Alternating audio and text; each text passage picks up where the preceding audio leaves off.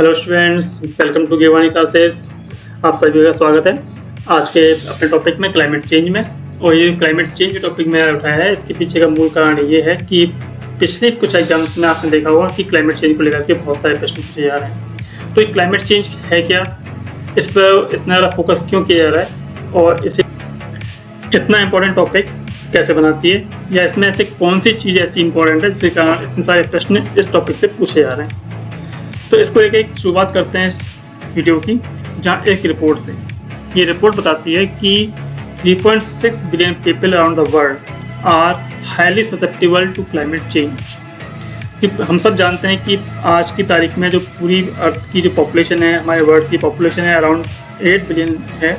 इनमें से 3.6 बिलियन लोग ऐसे हैं जो कि डायरेक्टली और इनडायरेक्टली क्लाइमेट चेंज से प्रभावित हैं। और ये साथ में रिपोर्ट ये भी कहती है कि यही क्लाइमेट चेंज की रेट आगे भी बढ़ती रही तो 2030 टू 2050 2030 से 2050 के बीच में 2.5 लाख मौतें एडिशनली होंगी, जो एक रेगुलर या एक नेचुरल डेथ रेट है पूरे विश्व में। जो नेचुरली मरते हैं उनके अलावा 2.5 लाख लोग और मरेंगे due to this climate change. और उसके पीछे कारण हो सकते हैं अंडर न्यूट्रिशन, मलेरिया, डायरिया और heat stress etcetera etcetera etcetera. अब यहाँ पे प्रश्न उठता है कि अंडर न्यूट्रिशन, मलेरिया, डायरिया तो बीमारियाँ हैं। तो बस यहीं पे वो एक चीज़ कहना चाह रहा है कि ये जो चीज़ें हैं, ये चीज़ें नॉर्मली क्लाइमेट चेंज के कारण होंगी, जो कि वर्तमान की गति से या तो बहुत ज़्यादा बढ़ जाएंगी, जो कि असहनीय होंगी। तो शुरुआत करते हैं इस वीडियो को अपने क्लाइमेट चेंज के हिसाब से। तो सबसे पहले हम शुरू करते हैं कि ये जान लें हम लोग कि आखिर क्लाइमेट है क्या। इसके बाद हम जानेंगे कि क्लाइमेट चेंज क्या है, और फिर हम ये जानेंगे कि क्लाइमेट चेंज क्यों हो रहा है। ओके, तो सबसे पहले हम बात करते हैं क्लाइमेट क्या है। तो क्लाइमेट और वेदर दो वर्ड आपने सुने होंगे। एक वर्ड है वेदर, जिसे आप मौसम बोलते हैं, और एक है वर्ड क्लाइमेट, जिसे हम जलवायु बोलते हैं। दोनों चीज़ों में डिफरेंस है। कई बार प्रश्न ये पूछ लिया जाता है कि वेदर और क्लाइमेट में अंतर क्या है। तो वेदर के बारे में जब हम बात करते हैं, नॉर्मली आपने सुना भी होगा कि टुडेज वेदर रिपोर्ट, टीवी पे, रेडियो पे, इवन आपके लैपटॉप वगैरह पे भी वेदर रिपोर्ट आती है। तो वेदर रिपोर्ट क्या है, शॉर्ट पीरियड ऑफ टाइम के लिए जो मेट्रोलॉजिकल वेरिएशंस हैं उसके बारे में बताया जाता है, जो आपकी मौसमी जो परिवर्तन है उसके बारे में बताया जाता है। किसके लिए? और शॉर्ट पीरियड ऑफ टाइम। जबकि क्लाइमेट के बारे में जब बात कर रहे होते हैं तो हम बात कर रहे होते हैं सिंस शुरुआत की लॉन्ग टर्म वेदर पैटर्न। क्या कहता है? लॉन्ग टर्म वेदर पैटर्न, कि जो भी आपका मौसम का दीर्घ समय तक के लिए जो पैटर्न है, जो एक प्रारूप है किसी भी क्षेत्र में, उसको जब हम बात करते हैं सॉरी, तो किस में रखते हैं उसे हम रखते हैं क्लाइमेट। WMEO के बारे में बात करें, WMO, ये नाम आपने खूब सुना होगा, वर्ल्ड मेट्रोलॉजिकल ऑर्गेनाइजेशन, विश्व मौसम संगठन। ये जो विश्व मौसम संगठन है, इसने जब जलवायु की गणना की, तो जलवायु की गणना किस आधार पर करता है? पिछले 30 साल के जो वेदर रिपोर्ट हैं या वेदर जो पैटर्न है उसके बेस पर ये जलवायु की गणना करता है।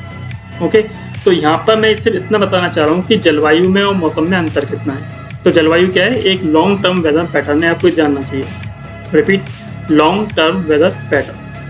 इसको और अगर आगे हम बात करें तो साथ में वो कहता है कि इस पूरे मेट्रोलॉजिकल वेरिएशन में जो जो चीज़ें हैं, मौसम से संबंधित जो घटनाएं हैं, जो चर हैं, कौन कौन से इसमें हम मेजर करते हैं। तो हम इसमें टेम्परेचर को मेजर करते हैं, आर्द्रता को मेजर करते हैं, एटमॉस्फेरिक जो प्रेशर है, हमारा जो दबाव है उसके बारे में हम गणना करते हैं, हवा या फिर जो वर्षा का जो स्तर है उसके बारे में गणना करते हैं। तो ये सारी गणनाएं, सारे वेरिएबल्स की जो गणना पिछले 30 सालों के दौरान जो की जाती है, उसके आधार पर हम एक क्लाइमेट पैटर्न को डिनोमिनेट करते हैं, उसे निर्धारित करते हैं कि उस पर्टिकुलर रीजन में क्लाइमेट कैसा रहेगा या कैसा है, इसके बारे में जानते हैं। तो स्टूडेंट्स, इससे पहले कि हम क्लाइमेट चेंज के बारे में बात करें, तो हम पहले जान लेते हैं कि आखिर क्लाइमेट क्या है, जलवायु हम किसे कहते हैं। तो जलवायु के बारे में हम बात करें तो वो कहते हैं, मैं पहले भी कहा था कि जो 30 साल का जो अपना वेदर पैटर्न है उसे जलवायु कहते हैं। तो जलवायु में कौन कौन से कंपोनेंट इंक्लूड किए जाते हैं ये भी हमें पता होना चाहिए। हालांकि सब जानते हैं कि जलवायु क्या है, लेकिन अब इसमें कौन कौन से कंपोनेंट्स हैं इसके बारे में थोड़ा जान लेते हैं। तो सबसे पहले हम बात करते हैं एटमॉस्फेयर की। एटमॉस्फेयर वातावरण, सब कुछ जानते हैं, जो कुछ हमारे चारों तरफ है वो सब क्या है, वातावरण ही कहलाता है। इसके अलावा नेक्स्ट कंपोनेंट है हमारा हाइड्रोस्फीयर, जिसे हम जलमंडल कहते हैं। तीसरा कंपोनेंट है क्रायोस्फीयर, चौथा कंपोनेंट है लिथोस्फीयर, और फिफ्थ हमारा जो कंपोनेंट है जो कि क्लाइमेट में शामिल किया जाता है वो है हमारा बायोस्फीयर, जैवमंडल या बायोस्फीयर। एटमॉस्फेयर आप जानते हैं, हाइड्रोस्फीयर आप जानते हैं। इसके बाद नंबर आता है क्रायोस्फीयर का। एक टर्म्स मैंने यहाँ पे दी, जनरली आपसे प्रश्न पूछ लिया जाता है कि क्रायोस्फीयर किससे रिलेट करते हैं। तो क्रायो एक ग्रीक वर्ड है, क्रायोस, KRYO, क्रायो, जिसका मतलब क्या होता है, कूल। कितना कूल, बिल्कुल बर्फ जैसा, आइस शीट। तो क्रायोस्फीयर एक ऐसा स्थल है जो कि बर्फ से ढका हुआ है, बर्फ से जमा हुआ है। ओके, तो उसे हम बोलते हैं क्रायोस्फीयर, जिसमें हम ग्लेशियर्स वगैरह इन सबको हम शामिल कर सकते हैं। वो क्रायोस्फीयर में आता है। इसमें परमाफ्रॉस्ट जो कंडीशंस हैं वो भी इसमें हम शामिल कर लेते हैं। तो हम जानते हैं हाइड्रोस्फीयर और क्रायोस्फीयर लगभग एक दूसरे से टच किए हुए होते हैं, तो नेचुरली इनके बीच में इंटरेक्शन होना स्वाभाविक है। मैं अगली जो सेंटेंस बोलूंगा वो इसी को रिलेटेड होते हुए बोलेगा। चौथा है अपना लिथोस्फीयर, स्थलमंडल जिसमें हम सब रह रहे हैं, और ये आप समझ सकते हैं कि कितना इंपॉर्टेंट रोल प्ले कर सकता है ये क्लाइमेट को चेंज करने में या क्लाइमेट पैटर्न को डिफाइन करने में। और fifth and not the least is biosphere, जैवमंडल। जब बायोस्फीयर पे मैंने एक वीडियो ऑलरेडी बनाया हुआ है, आप वहाँ पे जाके इसको पूरी तरह से समझ सकते हैं बायोस्फीयर क्या है। यहाँ पे हम लोग बात करेंगे क्लाइमेट और क्लाइमेट चेंज के बारे में। तो ये जो 5 कंपोनेंट्स हैं, ये 5 कंपोनेंट्स क्लाइमेट को डिटरमाइन करने में बहुत बड़ी भूमिका निभाते हैं। क्यों निभाते हैं? ये जैसे मैंने अभी थोड़ी देर पहले आपसे कहा था कि इन पांचों के बीच में एक इंटरेक्शन होता है। जितने भी 5 कंपोनेंट्स हैं इनके बीच में अंतर क्रिया होती है, इंटरेक्शन होता है, जो कि इस क्लाइमेट को डिफाइन करने में बहुत बड़ी भूमिका निभाता है। और ये ही जो इंटरेक्शन है अल्टीमेटली क्लाइमेट चेंज के लिए भी जिम्मेदार होते हैं। अब कैसे होते हैं, जो ग्रीन हाउस वगैरह की बातें हम करेंगे तो इसके बारे में बातें करते रहेंगे। देखिए इस सेंटेंस को थोड़ा मैं और आगे बढ़ाता हूँ। इसमें वो कहता है कि complex interaction and influences between these components such as exchange of energy, water, carbon dioxide determine our climate pattern and variability. ये जो चीज़ें मैंने ऊपर बात की, ये किस प्रकार से इंटरेक्शन करती हैं, किस फॉर्म में इंटरेक्शन करती हैं, तो बताता है कि in the form of exchange of energy. ये एनर्जी का जो एक्सचेंज होता है, एनर्जी का जो ऊर्जा का जो आदान प्रदान होता है उसको लेकर के, जैसे मैंने आपसे कहा बायोस्फीयर में कोई जब मैंने पढ़ाया था तो बहुत कुछ बताया था उसमें कि यूनिडायरेक्शनल एनर्जी फ्लो वगैरह, तो उन सब के बारे में हम बाद में बात कर लेंगे। लेकिन आप ये समझ रहे हैं कि जो एनर्जी का जो एक्सचेंज है ये इस क्लाइमेट को डिफाइन करने में और क्लाइमेट चेंज के लिए बहुत बड़ा कारक बनता है। जल के बारे में बात करें, वाटर के बारे में, तो आप वाटर साइकिल के बारे में ढंग से जानते हैं। कार्बन डाइऑक्साइड की बात करें तो कार्बन डाइऑक्साइड और CO2 का जो एक्सचेंज है, plants to animal, animal to plants and many others, तो ये अपने आप में एक्सचेंज होता रहता है। ये भी अपने आप जो है क्लाइमेट को डिफाइन करने में बहुत बड़ी भूमिका निभाता है। ये सारे के सारे इंटरेक्शन जो इनके बीच में हो रहे होते हैं, ये क्लाइमेट को डिफाइन करते हैं। अब इसके बाद हम बात करें कि आखिर ये क्लाइमेट को समझने के बाद हमारा मेन टॉपिक है क्लाइमेट चेंज। तो क्लाइमेट चेंज क्या है, जलवायु परिवर्तन क्या है? तो यहाँ पे एक बहुत बड़ी बात आती है कि मैं वहाँ पे जलवायु के बारे में बात कर रहा था तो कहा था कि लॉन्ग टर्म पैटर्न, तो यहाँ पे वो सेम चीज आती है, long term shift of temperature, weather pattern primarily driven by human activities like burning fuels और fossils which release green house gases into the atmosphere. जो डेफिनेशन दी जाती है जलवायु परिवर्तन की या क्लाइमेट चेंज की, वो क्या कहती है कि तापमान में और मौसमी जो प्रारूप है उसमें एक लंबे दीर्घकालीन जो शिफ्ट है, जो परिवर्तन है, वो जलवायु परिवर्तन कहलाता है या फिर क्लाइमेट चेंज कहलाता है। और ये जलवायु परिवर्तन या वेदर पैटर्न में चेंज किसके कारण हो रहा है? Primary driven by human activities, जो मानवीय घटनाएं हैं, मानवीय क्रियाएं हैं उनके द्वारा। उनमें से एक मानवीय क्रिया का आप सब ढंग से जानते हैं, डेली यूज होता है, खबर में भी आती, लाइक बर्निंग फॉसिल फ्यूल्स, जो कुछ भी हम जला रहे होते हैं, फॉसिल फ्यूल्स का यूज कर रहे हैं, जीवाश्म ईंधन का जब हम प्रयोग करते हैं तो उससे जो गैसेज निकलती हैं वो गैसेज कौन सी होती हैं? ग्रीन हाउस गैसेज होती हैं। और ये जो एटमॉस्फेयर में पहुंच करके एक लॉन्ग टर्म वेदर पैटर्न को चेंज करने में भूमिका निभाती हैं और ये क्लाइमेट चेंज का बहुत बड़ा कारण बनते हैं। अब बात कर लेते हैं कि वो कौन कौन से कारक हैं, वो कौन कौन से फैक्टर्स हैं जो कि क्लाइमेट चेंज को डिफाइन करते हैं या फिर उसे इफेक्ट करते हैं। तो सबसे पहले मैंने ऊपर लिखा था कि ह्यूमन मेड फैक्टर्स, हमने ऊपर भी क्या लिखा डेफिनेशन में, ह्यूमन एक्टिविटीज। जो ह्यूमन एक्टिविटीज हैं वो कहीं ना कहीं जलवायु परिवर्तन के लिए बहुत बड़ी भूमिका निभाते हैं। तो सबसे पहले जो टॉपिक बनता है या जो कारण बनता है वो क्या बनता है, natural and human made factors. Natural में बात करेंगे प्राकृतिक घटनाएं, वो सारी प्राकृतिक फिनोमिनन्स जो कि क्लाइमेट चेंज को लेकर के होती हैं। छोटा सा टॉपिक इस पर मैं आगे जाके बात करूंगा कि किस प्रकार से नेचुरल जो फैक्टर्स हैं वो क्लाइमेट चेंज के लिए रेस्पॉन्सिबल हैं। ह्यूमन मेड फैक्टर्स हैं तो हम सब जानते हैं, इसके बारे में चर्चा थोड़ी बड़े स्तर पे करेंगे। इसकी मैं सब डिवीजन करें, सब डिवाइड करें तो बोलता है composition and movement of gases surrounding the earth.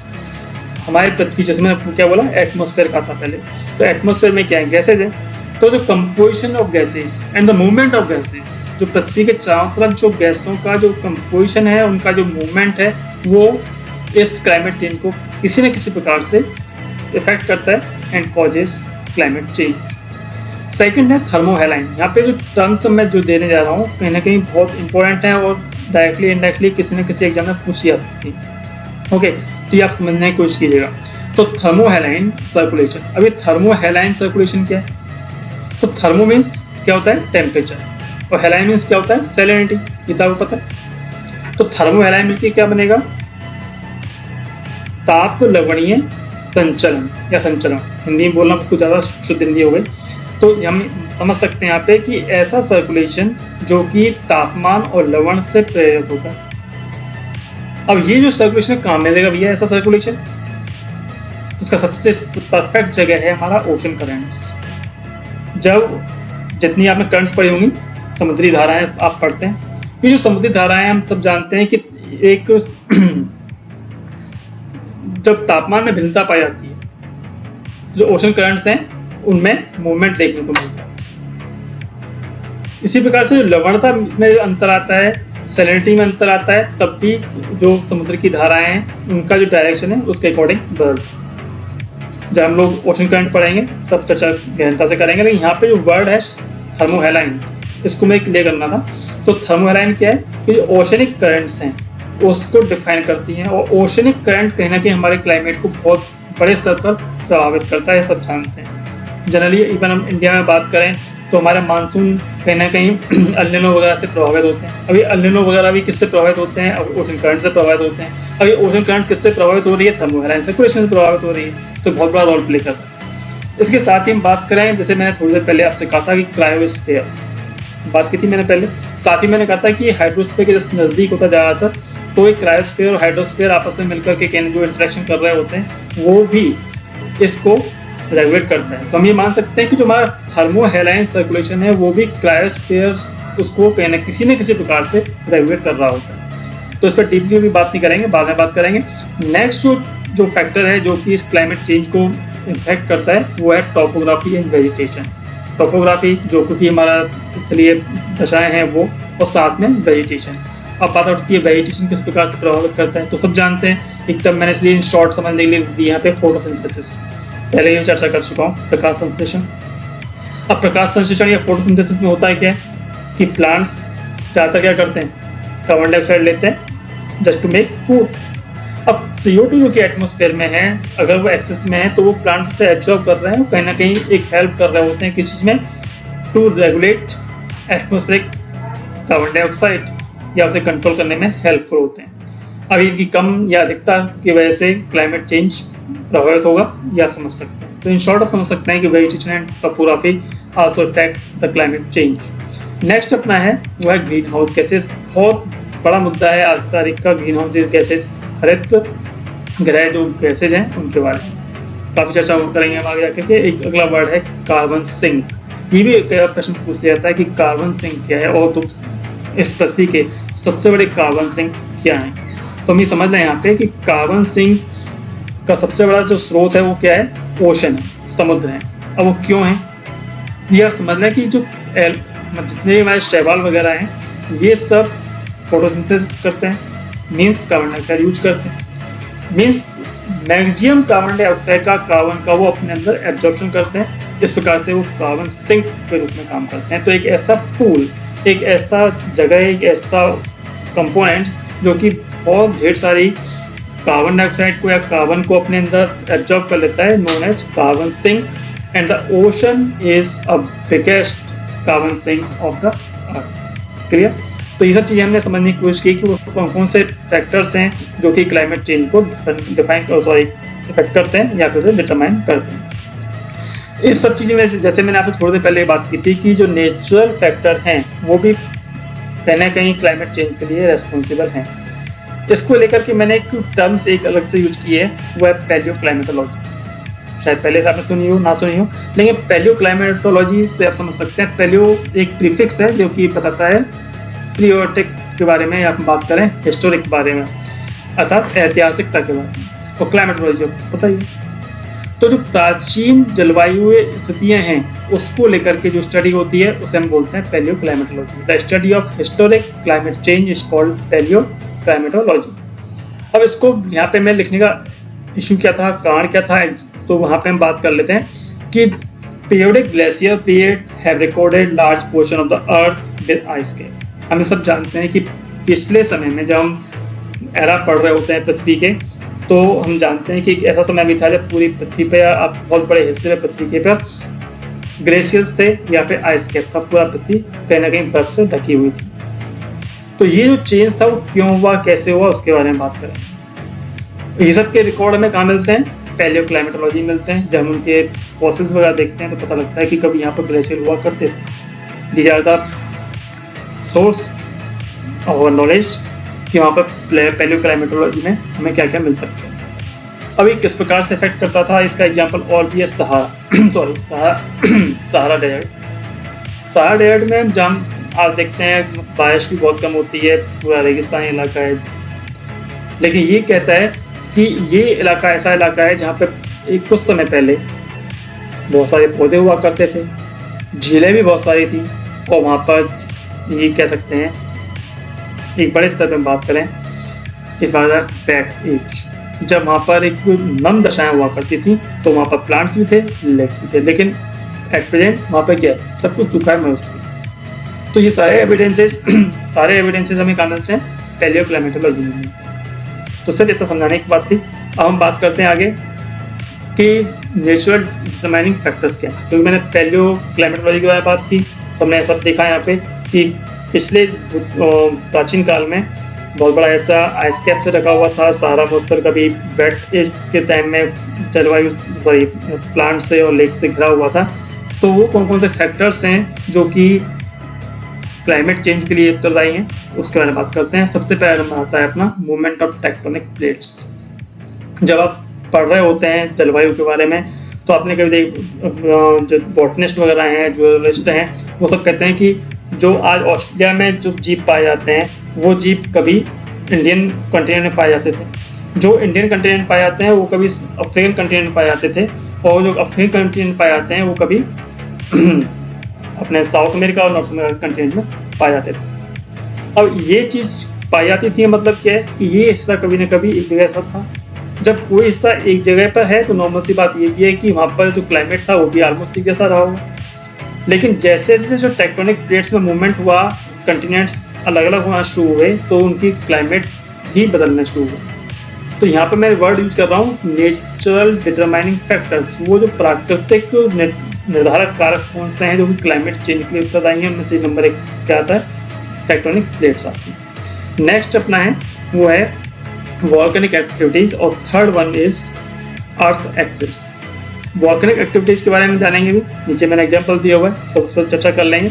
Earth axis की हम बात करें तो अर्थ एक्सिस हम सब जानते हैं कि दिन या रात हमारे हो रहे हैं, उसके पीछे भी क्या है? अर्थ एक्सिस है। पूरा मौसम की हम बात करें, सर्दी गर्मी बरसात जो होती हैं, वो उसके पीछे भी कौन है? अर्थ एक्सिस है। साथ ही इसका जो टिल्ट है वो भी कहीं ना कहीं इसको डिफाइन करता है। एक छोटी सी गणना बीच में सुनने को मिली थी जो ये कहती है कि अगर कभी हाल ही में तो पृथ्वी का जो घूर्णन गति है वो थोड़ी सी तेज हो गई, अगर थोड़ा सा और तेज हो जाएगी तो ये कंडीशन बन सकती है कि पृथ्वी पर दिन और रात की जो गति है, जो वेदर पैटर्न है पूरा बदल जाए। क्योंकि जो सूर्य के चारों तरफ घूमने की जो उसकी प्रक्रिया है वो अगर तेज हो जाएगी तो जलवायु बदलने की प्रक्रिया भी तेज हो जाएगी। अगर ये धीमी हो जाएगी तो उसकी प्रक्रिया भी धीमी हो जाएगी। तो कहीं ना कहीं ये जो अर्थ एक्सिस का मूवमेंट है वो भी क्लाइमेट चेंज को प्रभावित करता है। साथ में लिखा हुआ है वॉल्केनिक एक्टिविटीज। जो वॉल्केनिक एक्टिविटीज में सबसे पहले क्या होता है, वॉल्केनिक इरप्शन, ज्वालामुखी विस्फोट होता है। अब जब ज्वालामुखी विस्फोट होता है तो क्या निकलता है, लावा निकलता है, एसेस निकलती है, गैसेस निकलती हैं। और जब एक बड़े स्तर पर बहुत बड़ा ज्वालामुखी फूटेगा तो क्या होगा, पूरा वायुमंडल आपका इस गैसेस से और लावा के जो धूल के कण हैं उससे घिर जाएगा। इसी का एक एग्जांपल दिया मैंने नीचे, आपने नाम सुना होगा क्राकाटोआ, इंडोनेशिया में है वॉल्केनो क्राकाटोआ। इसमें 1883 में विस्फोट हुआ था और ये विस्फोट इतना प्रभावशाली था कि इसकी वजह से न केवल एशिया बल्कि यूरोप का जो वेदर पैटर्न था, उसका विंटर और समर जो पैटर्न था वो पूरा बदल गया। इवन हम कहें कि कंपेरेटिवली ज़्यादा ठंडा हो गया और ज़्यादा गहरा हो गया। हमें क्या वहाँ पे अंधेरा काफ़ी देर में तक रहा।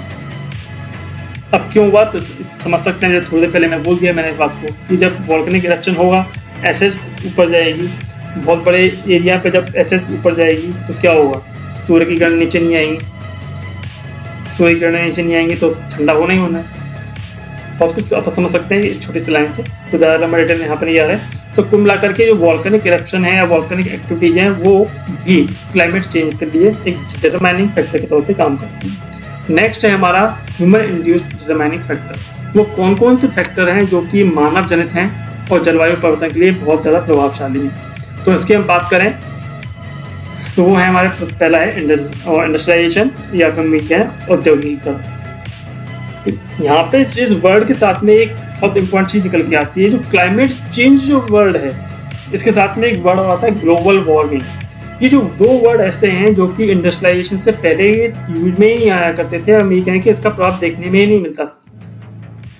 इसका डायरेक्टली जो कोरिलेशन किससे होता है, ग्रीन हाउस गैसेस से होता है। तो औद्योगिकीकरण बेसिकली हम बात करें 1880s, before 1880s there was no industrialisation at all, था मतलब इतने बड़े स्तर पर नहीं। और 1880 के बाद का जो काल है हमारा पूरे विश्व का, जिसे हम औद्योगिकीकरण या औद्योगिक क्रांति के नाम से भी जानते हैं, उसके बाद बहुत सारी गैसेज निकलना शुरू हुई जो कि कहीं ना कहीं वातावरण को प्रभावित कर रही थी। उनमें से maximum gases green house gases थी। इनकी वजह से क्या हुआ, ग्लोबल वार्मिंग हुई। ग्लोबल वार्मिंग के पीछे का कारण क्या था, ग्रीन हाउस। तो ये जो दो तीन जो चीजें मैंने बनाई, जो इंडस्ट्रियलाइजेशन में एक मेन फैक्टर हुआ, और इसके वजह से और ये कहीं ना कहीं एक दूसरे से इंटरलिंक्ड है। Green house gases, green house gas से ग्रीन हाउस इफेक्ट और एक ग्लोबल वार्मिंग, और सबके पीछे का मूल कारण क्या रहा अपना, इंडस्ट्रियलाइजेशन। तो जो इंडस्ट्रियलाइजेशन है, मैं वापस से कहता हूँ, प्रश्न पूछ लिया जाता है केवल कि कब से मान सकते हैं, 1880 के बाद उसका जो अपना काल है, अवधि है, जिसे हम बोलते हैं औद्योगिक काल के रूप से बोलते हैं। उसके बाद क्लाइमेट चेंज में बहुत तेजी से बदलाव आया और उसको हमें देखने को मिला।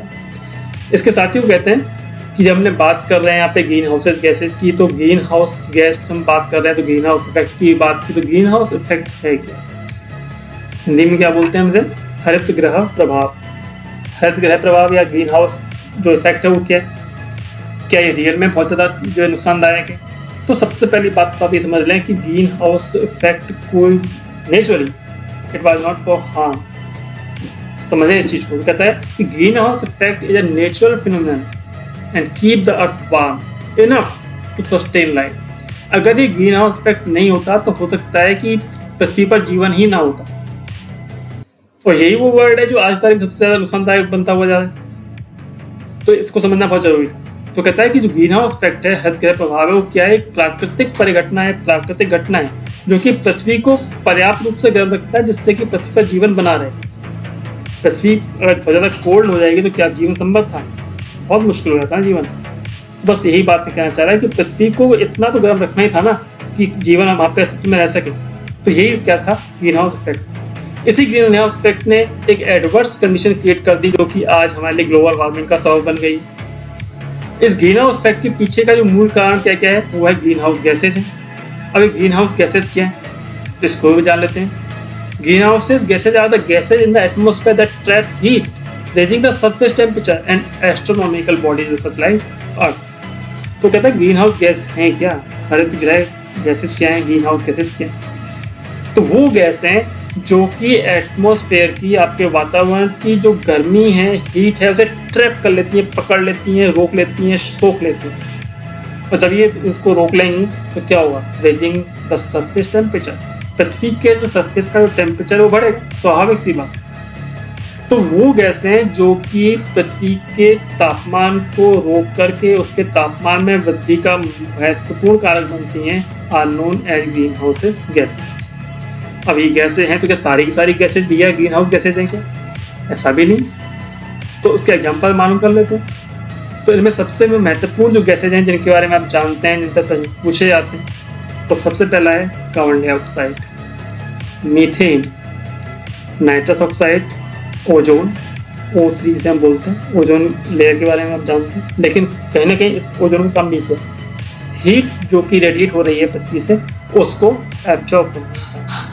जो मैंने थोड़ी देर पहले आपसे बात कही थी कि जो ग्रीन हाउस इफेक्ट था उसके लिए ओजोन बहुत बड़ी अपना में लेयर थी, और वो ग्रीन हाउस इफेक्ट किस लिए, नेचुरली किसके लिए था? Just to sustain life on earth. अब ये रिपीट हो रही है, इसका अलग चीज है, कभी और पढ़ेंगे इसके बारे में। नेक्स्ट है क्लोरोफ्लोरोकार्बन, जनरली पूछ लिया जाता है, और क्वेश्चन जो ऑब्जेक्टिव क्वेश्चन पूछे जाते हैं तो CFC के नाम से पूछ लिया है। CFC कि क्लाइमेट चेंज को लेकर के बहुत महत्वपूर्ण गैसों में कौन सी है? CFC। तो अगर आपको नहीं पता है तो CFC आपको पता होना चाहिए। उसका फुल फॉर्म क्या है? क्लोरोफ्लोरोकार्बन। क्लोरो, सी से मतलब क्लोरो जो क्लोरीन ग्रुप का है, फ्लोरो जो फ्लोरीन ग्रुप का है, और कार्बन जानते हैं जो कार्बन ग्रुप की गैसेज है, उनको लेकर के हम बात करें तो CFC। इसके अलावा हाइड्रोफ्लोरोकार्बन, इसको एक वर्ड बोला था HFC। तो कहीं ना कहीं ये वर्ड मैंने इसलिए लिखे हैं यहाँ पे तो आपको एक क्लियर रहे कि कभी क्लाइमेट चेंज को लेकर के डिटरमाइनिंग फैक्टर में पूछ लिया है, प्रश्न क्या है, तो HFC और CFC आपको याद होनी चाहिए। इसके अलावा परफ्लोरोकार्बन भी क्लाइमेट चेंज के लिए तो पता ही होते हैं, SF6 और NF3 ये भी हैं। ये सारी गैसेज तो नॉर्मली आपने मान ली कि ठीक है भाई ये ग्रीन हाउस गैसेज के रूप में काम करती हैं, ग्रीन हाउस गैसेज हैं, but how water vapour work as a green house gas? तो आपको पता होना चाहिए जो वाटर वेपर मीन्स जलवाष्प। तो जलवाष्प जब ऊपर होती है तो इसकी लेटेंट हीट हम सब जानते हैं, लेटेंट हीट ज़्यादा होती है जलवाष्प की। नॉर्मली जैसे पढ़ा हुआ क्वेश्चन में आता है साइंस में कि पानी और जलवाष्प में बात करें तो लेटेंट हीट जो गुप्त ऊष्मा है किस में ज़्यादा होती है? वाटर वेपर में ज़्यादा होती है। That is why you feel more warm और heat when you come in touch with the water vapour then to water. तो वाटर वेपर बेसिकली क्या करती है? जो वाटर वेपर की जो ड्रॉपलेट्स हैं, वाटर वेपर है, वो जब हीट जो पृथ्वी से रेडिएट हो रही होती है उसे ट्रैप कर लेती है। और यही मैंने पहले वर्ड बोला था, ऊपर लिखा भी है मैंने कि ऐसी गैसेज जो कि हीट को ट्रैप करती हैं are known as green house gases, and this water vapour is also an example of green house gas. Clear? चलो आगे बढ़ते हैं। साथ ही कहता है इतनी सारी मैंने बात की, मैंने ऊपर ही बात रखी थी ग्रीन हाउस गैसेस को लेकर के। अब एक वर्ड हम बार बार यूज करते हैं, green house green house green house. तो एक एडिशनल इन्फॉर्मेशन आपके लिए यहाँ पे लेके आया हूँ। तो ग्रीन हाउस क्या है? ये एक साइंटिफिक टर्म भी है, और कहीं ना कहीं मानव ने अपनी सुविधा के लिए एक ऐसे स्थान पर जहाँ पर कि प्लांट्स को ग्रो कर पाना मुश्किल हुआ करता था, उसके लिए ग्रीन हाउस बनाए। ये ग्रीन हाउस क्या है आप समझें इसे? तो कहता है green house is a building with glass wall and a glass roof. तो पहली बात क्या है कि ग्रीन हाउस क्या है? कांच की दीवारों का बना हुआ, इसकी ऊपर की छत भी किसकी है? कांच की बनी हुई है। और इसके अंदर हम पौधों को रखते हैं। कौन से पौधे रखे जाते हैं और क्यों रखे जाते हैं? तो कहता है greenhouses are used to grow plants such as tomatoes और ट्रॉपिकल फ्लावर्स। ऐसे पौधे जिनको ज़्यादा गर्मी की आवश्यकता हो रही है राइप अप होने के लिए या फिर फ्लावरिंग के लिए, और ऐसे स्थान पर हमें उनको उगाना है जहाँ पर कि प्रॉपर टेम्परेचर नहीं मिल रहा है। तो फिर उनको कैसे ग्रो किया जाए, उसके लिए यूज किए जाते हैं ग्रीन हाउस। ओके, अब ग्रीन हाउस कैसे होंगे? तो पहले मैंने कहा कि ग्लास वॉल के और ग्लास रूफ के बने हुए होते हैं। अब ये कैसे वर्क करता है इसके बारे में चर्चा करते हैं आगे। साथ ही कहता है कि हाउस स्टे वार्म इनसाइड। ये जो ग्रीन हाउस हैं ये बाहर की साइड में काफ़ी गर्म होते हैं, इवन ड्यूरिंग द विंटर, सर्दियों मैंने पहले कहा था ऐसे मौसम में ऐसे स्थानों पर जहाँ पर पर्याप्त टेम्परेचर नहीं है वहाँ पर भी यदि आपको प्लांट्स ग्रो करवाने हैं तो आप ग्रीन हाउस का यूज करते हैं। क्यों करते हैं? क्योंकि इनमें जो तापमान है वो नॉर्मली गर्म रहता है, चाहे सर्दी का मौसम ही क्यों ना हो। ओके, अब इसके बारे में अगला बात करते हैं। तो ये अगला जो टॉपिक लिया है मैंने, एक आपको समझाने की कोशिश करता हूँ, एक एग्जांपल देकर के, एक फोटो दिखा करके। बेसिकली यहाँ में बनाया हुआ है ग्रीन हाउस। ओके, ये जो उसकी रूफ है ये भी किसकी बनी हुई है? ग्लास की बनी हुई है। साइड वॉल भी इसकी किसकी है? ग्लास की बनी हुई है। हम सब जानते हैं कि जो eternal source of energy on the earth is sun, सूर्य है। ओके, जब हम सन से जो एनर्जी आ रही होती है नीचे की साइड में, जब सन ग्लास से होते हुए अंदर पहुंचती है तो वापस रेडिएट होती है। लेकिन जो सन ग्लास बने होने के कारण से जो रेडिएट होने वाली एनर्जी है वो इस सन ग्लास से बाहर नहीं आ पाती। समझने की कोशिश करना कि सूर्य की किरणें तो अंदर तो आई, पेनिट्रेट करी, और इसके बाद जब इन्होंने वापस से रेडिएट हुई तो प्रॉपर तरीके से सारी जो एनर्जी है सन रेज की वो वापस से बाहर नहीं जा पाई। मीन्स जो अंदर का जो एरिया है remain warmer than the outer side. अंदर क्या है? प्लांट्स लगा रखे हैं हमने बहुत सारे जिनको ज़्यादा ऊष्मा की आवश्यकता है। तो अगर शीतकाल में भी रह रहे हैं, इनकेस हम इस ग्रीन हाउस को अंटार्कटिका में जाकर के रखते हैं या ऐसे कोल्ड एरियाज में जाकर के रखते हैं जहाँ पर तापमान बहुत कम है, तो हमें वहाँ पर प्लांटिंग करनी है, पौधों को ग्रो करना है, तो समझ में आ गया होगा आपको कि क्या होने वाला है। यहाँ पे पौधे उगेंगे क्योंकि वहाँ पर उन्हें बारंबार एटमोसफेयर मिल रहा है, क्योंकि इनका एटमोसफेयर क्या है? इनका एटमोसफेयर सराउंडेड बाई ग्लास, इनका यही एटमोसफेयर, और ये कैसा है? गर्म।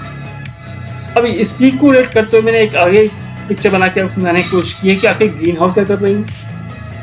अगर हम बात करें कि ग्रीन हाउस गैसेज हैं वो एक ग्रीन हाउस के तौर पर कैसे काम कर रही हैं, तो इसको समझेंगे इस पिक्चर के माध्यम से। हम सब जान रहे हैं सेम चीज है, सूर्य ultimate source of light, ultimate source of energy पृथ्वी पर आ रही है, ये नहीं होती तो पृथ्वी पर जीवन नहीं होता। अब ये जो पृथ्वी पर आने वाली जो अपनी एनर्जी है, सन रेज है, सन की जो ऊष्मा है वो पृथ्वी से आ रही है, लेकिन जब ये पृथ्वी से रेडिएट होती है तो हो क्या रहा है? यहाँ पर हमारे पास अगर कंसंट्रेशन ऑफ CO2, मीथेन और पानी और वाटर वेपर या मीथेन के जो पार्टिकल्स हैं अत्यधिक मात्रा में, मीन्स इनका अगर कंसंट्रेशन अगर ज़्यादा हो गया तो क्या होगा? ये जो रेडिएट होने वाली एनर्जी है will be trapped bye these particles. अब ये जो पार्टिकल्स इसको जो ट्रैप कर लेंगे तो क्या होगा? जब मैंने पहले कहा था एनर्जी इसमें स्टोर हो जाएगी, मीन्स ये पूरा area will be more warmer than it should be. तो जितना एरिया इसको वार्म होना चाहिए था उससे ज़्यादा गर्म हो जाएगा। Just like the green house, हमने ग्रीन हाउस में वैसे ही किया कि हमने एनर्जी को ट्रैप किया ग्लास लगा करके, तो ठीक इसी प्रकार से यहाँ पर ये जो particles of the carbon dioxide, methane, hydrogen, sorry H2O मतलब वाटर वेपर का है, बाकी का जो GHG है उनको लेकर के हमने बात की, तो इन सब ने क्या किया? इसको पूरे को एब्जॉर्ब कर लिया और कहीं ना कहीं हमारे एटमॉस्फेयर के टेम्परेचर को इंक्रीज कर दिया। तो आप समझ सकते हैं कि ग्रीन हाउस और जो अपनी GHG है वो कैसे वर्क करती है। क्लियर? यहाँ पर आपको ये भी क्लियर हो गया होगा कि आखिर इनको ग्रीन हाउस गैस क्यों कहा जाता है। मेरे को इस दोनों को बीच में रख करके कोरिलेट करने का एकमात्र उद्देश्य था कि आपको समझ में आए कि आखिर ये दोनों एक दूसरे के साथ में कैसे कोरिलेट करते हैं, इनका एक दूसरे से संबंध क्या है। चलिए आगे बढ़ते हैं। आगे देखते हैं हम लोग। जैसे मैंने भी कहा कि ग्रीन हाउस इफेक्ट की हमें बात करनी है और सबसे बड़ा इंपॉर्टेंट टॉपिक हमारे पास आज का ये है कि ग्रीन हाउस इफेक्ट है। थोड़ी देर पहले मैंने आपसे कहा कि भाई जो GHG हैं, जो ग्रीन हाउस गैसेज हैं, ये सूर्य से आने वाली जो ऊर्जा है उसे टोटली बहुत सारा पोर्शन इसका एब्जॉर्ब कर लेती और इसके कारण हमारा एटमॉस्फेयर क्या होता है? गर्म हो जाता है। कैसे हो जाता है भाई? आखिर पूरा प्रोसीजर क्या है? इस पर एक अलग वीडियो बनाने वाला हूँ, हालांकि मैं फिर भी आप इसको समझ लें। तो यहाँ पे कहते हैं कि जो सूर्य से आने वाली जो ऊष्मा है उसका बहुत बड़ा हिस्सा पृथ्वी क्या करती है? रेडिएट कर देती है, वापस से निकाल देती है, उसे वापस एटमॉस्फेयर में भेज देती है। सूर्य की किरणें आई और पृथ्वी ने वापस से रेडिएट कर दी। यही यहाँ पे कह रहा है कि sun solar radiation is reflected by earth and the atmosphere. Atmosphere में आ रही हैं, एटमॉस्फेयर से भी रेडिएट कर दी जा रही हैं, रिफ्लेक्ट कर दी जा रही हैं, अर्थ के सरफेस तक भी आई तो उनको भी यहाँ से रेडिएट कर दिया। साथ ही कहता है कि some radiation is absorbed by the earth surface and warms. तो क्या ये पूरी की पूरी जो रेडिएशन जो हमारे पास आई सूर्य से, क्या वो पूरी रेडिएट हो गई कि नहीं? Small portion of the energy is absorbed by the अर्थ। कुछ ऊष्मा को तो पृथ्वी एब्जॉर्ब कर लेती है और कुछ को रेडिएट कर देती है। तो इस प्रकार से हम समझ सकते हैं कि जितना अर्थ को आवश्यक है उतनी एनर्जी को उसने अपने पास रखा, शेष को उसने रेडिएट कर दिया। एटमॉस्फेयर ने सेम काम किया, जितनी उसे आवश्यकता थी उसने पास रखा, बाकी को उसने रेडिएट कर दिया, वापस बाहर भेज दिया। ऐसी कंडीशन जो कि शॉर्ट वेव रेंज और इंफ्रारेड जो आती हैं वो जब पृथ्वी पर आती हैं तो क्या होता है, उनके साथ भी सेम ऐसी कंडीशन होती है, कुछ तो एब्जॉर्ब हो जाती हैं, कुछ रेडिएट हो जाती हैं। इसी बीच में हम बात करें कि अगर वहां पर हमारे एटमॉस्फेयर में ग्रीन हाउस गैसेज हैं तो क्या होता है? तो जो ग्रीन हाउस गैसेज हैं ये जब रेडिएशन जो हमारे पास पहुंच रही है, अर्थ ने इसको रेडिएट किया, एटमॉस्फेयर ने रेडिएट किया, ये जो रेडिएटेड जो एनर्जी है, जो वापस से रिफ्लेक्टेड एनर्जी है, रिफ्लेक्टेड हीट है, पृथ्वी ने जो हीट को रिफ्लेक्ट किया, उसे जो ग्रीन हाउस गैस क्या करती हैं, ट्रैप कर लेती हैं, पकड़ लेती हैं, और इसके बाद उसे वो हर डायरेक्शन में फ्लो कर देती है। इस साइड में जितने सारे पार्टिकल हैं हमारे पास, इन सब पार्टिकल्स ने उसको एब्जॉर्ब किया और वापस से इसको चारों तरफ फ्लो करा दिया। अब इसका इंप्रेशन क्या आएगा, समझ सकते हैं आप क्या इंप्रेशन आएगा? इसका इंप्रेशन नॉर्मल सा यही आएगा कि इस पूरे वातावरण में क्या होगा, एनर्जी की जो मात्रा है, हीट की जो अमाउंट है वो बढ़ जाएगी, मीन्स जो टेम्परेचर है वो बढ़ जाएगा। And this is known as green house effect. इसी को हम हरित गृह प्रभाव भी कहते हैं। अब आप समझ में आ गया होगा कि आखिर जो ग्रीन हाउस गैसेज है आखिर किस प्रकार से एटमॉस्फेयर को गर्म करती है। यही से मेरा एक मोटिव था समझाने का। आगे बढ़ते हैं। साथ अब पूरा वाक्य हमने पढ़ लिया, बेसिकली ग्रीन हाउस क्या था, ग्रीन हाउस इफेक्ट क्या थे, ग्रीन हाउस गैसेज क्या क्या है, किस प्रकार से वर्क करती हैं, ह्यूमन इंड्यूस्ड फैक्टर्स क्या क्या है, नेचुरल फैक्टर्स क्या क्या है। अब इस पूरी चीज का रिजल्ट बेसिकली क्या निकल के आ रहा है उसकी हम बात कर लेते हैं। तो कहता है कि greenhouse gases absorb the radiation, जैसे मैंने पहले बोला था आपसे, absorb the radiation that the planet emits. यहाँ पर हमारा प्लेनेट कौन सा है, अर्थ है, resulting the greenhouse effect. Green house gas करती क्या है, जो प्लेनेट या हमारी पृथ्वी जिस एनर्जी को रेडिएट करती है उससे एब्जॉर्ब कर लेती है, और इस प्रकार से ये ग्रीन हाउस इफेक्ट का मूल कारण बनती है। क्लियर, पहली चीज ये हमारा परिणाम है, रिजल्ट। सेकेंड हम बात करें तो वो कहता है कि burning fossil fuel generate green house gases. अब हमने पहले कहा ना ग्रीन हाउस गैस ऐसा करती है, कौन कर रहा है, ग्रीन हाउस गैसेस कर रही है। ये कौन कर रहे हैं, ग्रीन हाउस गैस कर रही है। अब ग्रीन हाउस गैस कहाँ से जनरेट हो रही है, तो वो कहता है कि बर्निंग फॉसिल फ्यूल। मैं शुरू में बताया था आपको कि जो हम फ्यूल्स, जो फॉसिल फ्यूल जीवाश्म ईंधन जो यूज करते हैं, उसके कारण से हमें ग्रीन हाउस गैसेस की मात्रा एटमॉस्फेयर में बढ़ती हुई पा रहे हैं।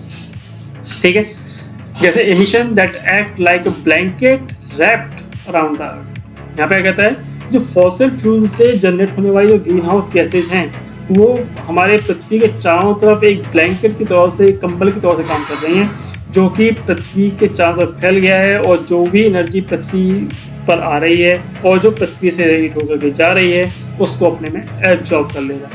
और ऐसी कंडीशन क्या हो रहा है, अर्थ इज वार्मिंग, हमारी पृथ्वी है वो गर्म होती है।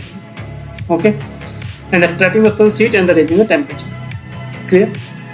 अब इसके साथ में एक बात और समझने की कोशिश करें, जैसे मैंने आपसे पहले कहा रिजल्ट क्या किया, तो रिजल्ट की बात कर लेते हैं। हम सब देख रहे हैं भैया ग्रीन हाउस गैसेज हैं, टेम्परेचर इंक्रीज हो रहा है, टेम्परेचर इंक्रीज हो रहा है, हर बार में एक ही बात बोल रहे हैं कि हम टेम्परेचर इंक्रीज हो रहा है। तो सबसे पहला और सबसे इम्पोर्टेंट जो प्रभाव क्या है, टेम्परेचर इंक्रीज। ठीक है, जिसे हम क्या टर्म देते हैं आजकल, ग्लोबल वार्मिंग, वैश्विक तापमान के नाम से जानते हैं। अभी कितना बढ़ रहा है, कैसे बढ़ रहा है, ये भी आप समझ लें। The average temperature of the Earth's surface is now about 1.2 degrees Celsius warmer than it was late 1800। यहाँ पे कहता है वो कि हमारी पृथ्वी का जो अर्थ सरफेस, पृथ्वी की सतह का जो तापमान है वो लगभग 1.2 डिग्री सेल्सियस अधिक गर्म है 1800 ईस्वी 18वीं ईस्वी की जब बात थी उसके संदर्भ में बात करता है। जब मैंने कहा इंडस्ट्रियलाइजेशन औद्योगिकरण से पहले जो हमारे पास एवरेज तापमान था उसकी तुलना में आज का जो तापमान है 1.2 डिग्री सेल्सियस अधिक।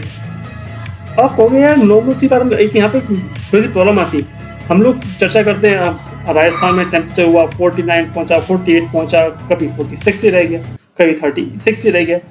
अब तुम कह रहे थे 1.2 डिग्री सेल्सियस के ऊपर नीचे होने से क्या फर्क पड़ रहा है भाई, तुम क्यों इतना अल्लाह मचा के रखा हुआ तुमने। तो यहाँ पे आपको समझना चाहिए इसने वर्ड यूज किया है क्या, average temperature of the earth surface. तो भैया अर्थ सरफेस की बात कर रहे हैं, तो जब हम बात करते हैं अर्थ सरफेस की तो हम इक्वेटोरियल रीजन से लेकर के जो हमारे जो फ्रोजेड जोन है वहां तक की बात कर रहे हैं, जहां पर टेम्परेचर -80 भी है। तो -80 से 50 डिग्री सेल्सियस के बीच का पूरा जो पृथ्वी का एरिया है उसका जो एवरेज जो टेम्परेचर निकाला वो इतना टेम्परेचर ऑप्टिमम टेम्परेचर है, अनुकूल तापमान है कि हम जी पा रहे हैं। ना तो -80 में जी रहे हैं और ना -60 में हमारे पास जीने के लिए संभावनाएं बनेंगी। लेकिन अगर ये तापमान एवरेज रूप से 1.2 डिग्री सेल्सियस बढ़ रहा है तो होगा क्या भाई, ग्लेशियर्स पे कितना प्रभाव पड़ेगा। चलो ठीक है, ग्लेशियर या फिर हम बात करें यहाँ पर परमाफ्रॉस्ट कंडीशंस हैं जो आर्कटिक या अंटार्कटिका रीजन है, वहाँ पे क्या होगा, थोड़ा तापमान बढ़ भी जाएगा तो थोड़ा जो कंडीशन बिगड़ती आती है तो आपको देखा होगा कि ग्लेशियर पिघल रहे, उससे भी कोई खास फर्क नहीं पड़ रहा। लेकिन जो आपका पास जो तापमान है उसमें भी देख रहे हैं गर्मी अचानक बहुत तेजी से बढ़ती जा रही है। पिछले 5-7 साल में आप देखा होगा गर्मी में कितना अंतर आ गया। तो खैर इतना लंबा चौड़ा डिस्कस नहीं कर रहे, आपको समझना यहाँ पे ये है कि जब ये हम एवरेज टेम्परेचर की बात कर रहे होते हैं तो इक्वेटर से लेकर के आर्कटिक और अंटार्कटिका तक की बात हम कर रहे होते हैं। ओके, इसके साथ ही चीज और जोड़ता है वो कि औद्योगिकरण के बाद की कंडीशन क्या है कि जो औद्योगिकरण के बाद से 1.2 डिग्री सेल्सियस वार्मर रहा और साथ ही वो कहता है कि पिछले 10,000 साल में इतने तापमान की वृद्धि नहीं हुई जो कि 1800 के बाद की हो गई। ओके, तो आप समझ सकते हैं कि पिछले 10,000 साल में जो हमने कारनामे नहीं किए हमने 1800 के बाद कर दिए। ये सारा किसके कारनामा है, इंसान के ही। खैर इसके एक और उन्होंने बात कही जो एक तरह से प्रूफ भी है, वो कहता है कि 2011 और 2020 तो ऐसे ईयर रहे हैं पिछले डिकेड्स के जो कि सबसे गर्म वर्ष रिकॉर्ड किए गए। ये भी कब के भी है, 1800 के बाद की। इसके अलावा वो कहता है पिछले 4 दशक की बात कर लो आप, पिछले 4 दशक में भी 1850 के बाद में जितने भी 4 दशक आए हैं वो सब के सब पिछले की तुलना में सबसे ज्यादा गर्म थे। All because of global warming, all because of green house gas effect. तो ये इंपॉर्टेंस है अपनी इस ग्रीन हाउस इफेक्ट की, and that causes climate change. यही क्लाइमेट चेंज। अभी क्लाइमेट चेंज है, ग्लोबल वार्मिंग है, तो यहाँ पे एक छोटी सी टर्म है जो मैं समझाना चाहूँगा जैसे आप या समझ। ग्लोबल वार्मिंग डेली पढ़ते हैं लेकिन एडिशनल क्वेश्चन है आपके लिए, जो क्लाइमेट चेंज है सॉरी ग्लोबल वार्मिंग वर्ड है कब से यूज हो रहा है, ये तकरीबन 75 से यूज हो रहा है, 1970 से इसको यूज करते हुए आ रहे हैं। लेकिन कब से फेमस हुआ, एक साइंटिस्ट थे नासा के, का नाम था जेम्स हैंसन, और उन्होंने सबसे पहले 1988 में इसको यूएनएस सीनेट में इसका यूज किया था टेस्टिमोनियल के समय में। जब उन्होंने इसको ग्लोबल वार्मिंग शब्द का प्रयोग यूएस की सीनेट में किया तब के बाद ये वर्ड बहुत ज़्यादा फेमस हो गया। तब से ये वर्ड लगातार शायद हर इंसान की जबान पे ग्लोबल वार्मिंग, जो कुछ कोई इंसान पढ़ रहा है लिख रहा है नॉर्मल सा भी एजुकेटेड है तो उसे पता है कि भैया ये ग्लोबल वार्मिंग क्या है। तो यहाँ पे आपके लिए एडिशनल क्वेश्चन है, आप पूछ सकते हैं हुआ जेम्स हैंसन या फिर वो व्यक्ति कौन थे जिन्होंने सबसे पहले इस ग्लोबल वार्मिंग शब्द का प्रयोग किया था जिसके कारण से सब बहुत ज़्यादा फेमस हुआ था, वो थे जेम्स हैंसन। तो आपको समझना यहाँ पे ये है कि आखिर ग्रीन हाउस गैस क्या है, ग्रीन हाउस गैस इफेक्ट क्या है, natural warming sorry global warming क्या है, इनके कॉजेज क्या हैं और इसके इम्पैक्ट क्या है। वो इम्पोर्टेंट बात इम्पैक्ट क्या है, बस यही जो चर्चा करनी है वो मैं करनी है अपने नेक्स्ट वीडियो में। हम अपने नेक्स्ट वीडियो में जाएंगे तो हम लोग बात करेंगे इफेक्ट ऑफ क्लाइमेट चेंज। इसमें बहुत कुछ देखने को मिलेगा। सेकंड पार्ट में मैं आपको इफेक्ट ऑफ क्लाइमेट चेंज पढ़ाऊंगा और उसके थर्ड पार्ट में मैं पढ़ाऊंगा कि हम इंसान WHO हुआ, UNFC हुआ, UN हुआ, बहुत सारी संस्थाएं ऐसी हैं जो कि working to check this climate change और ग्लोबल वार्मिंग। तो थर्ड पार्ट में होगा। तो तकरीबन ये 3 पार्ट में अपना पूरा जब तक फिनिश करने की कोशिश करेंगे। इसके बाद संभावना रही तो फोर्थ जो अपना टॉपिक होगा उसमें इंपॉर्टेंट क्वेश्चन रखूंगा मैं आपके पास MCQ बेस पे। ओके, तो एंजॉय दिस वीडियो। एंड आपको अगर ये वीडियो अच्छा लग रहा हो, आई होप आपको लगेगा, तो प्लीज़ लाइक करना मत भूलना, सब्सक्राइब तो करना ही करना। Till then have a nice day.